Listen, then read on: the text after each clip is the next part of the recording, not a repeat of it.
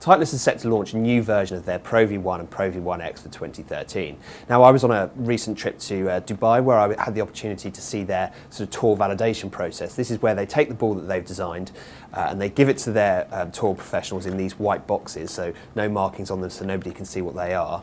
And they give the tour players the chance to give their feedback, just run them through the product, how it's supposed to perform differently at different areas on the golf course. Now, interestingly, when they do this fitting process, it's clear that what Titleist want to emphasise is that the real performance gains that you'll get from using a premium ball certainly are around the greens. So get the feel that you want around the greens and then work your way back towards the tee and make sure that the ball that you're using is right in terms of flight and the spin that you're getting.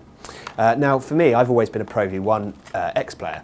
And I think the interesting thing about the new Pro V1x for me was that it was launching higher than I'm used to. So I think my initial thought was that it was spinning a little bit too much. But actually it wasn't. When the launch monitor data was coming back, the ball was actually going a very good distance. It was just coming out a little bit higher than the Pro V1. It's an interesting contrast between the two.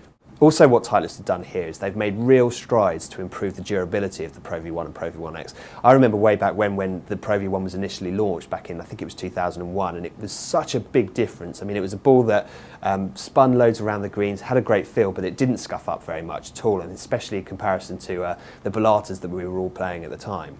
But now they've tried to improve that further just by giving this a new, more durable finish. Now, the idea is that when you hit a wedge shot and it scuffs up a little bit, Titleist always felt as if people were possibly putting those golf balls into retirement a little bit too quickly. They were perfectly playable.